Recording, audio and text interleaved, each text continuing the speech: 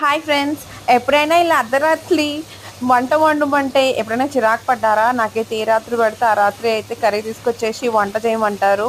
So అందుకే నేనైతే ఒక దాంట్లో ఏమో కర్రీ, ఇంకొక దాంట్లోనేమో రైస్ అన్నట్టు బగారా రైస్ అయితే చేశాను. సో ఈ విధంగా చూడండి, కర్రీ అయితే ఫుల్గా అనమాట. ఈ వీడియో వచ్చేసి నైట్ 12 o'clock వీడియో.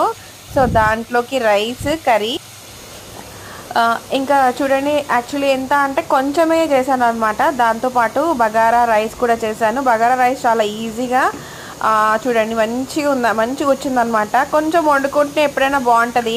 మీకు కూడా ఎప్పుడైనా ఇలా అనిపించిందా కొంచెం వండుకుంటే బాగుంటుంది అని చెప్పి?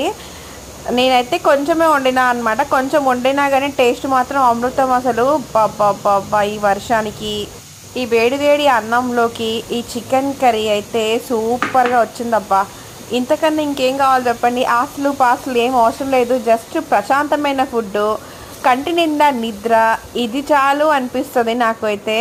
అంతే కదా, ఆస్తులు పాస్తులు డబ్బులు ఇవన్నీ మనతో రావు. మనం ఉన్నంతకాలం హ్యాపీగా ఉండాలి, తినాలి, ఇంకా పోవాలి, ఇంతే కదా. సో ఈ విధంగా అయితే నేనైతే నా డిన్నర్ అయితే ఫినిష్. సో మీరు ఎప్పుడైనా ఇలా రాత్రిపూట వంట వండుకుంటే అయితే ఖచ్చితంగా నాకైతే కామెంట్స్లో చెప్పండి. పొగర్లు కమ్ముకునే రైస్ కర్రీతోనైతే సూపర్గా తినేసాను. Thank you so much, bye.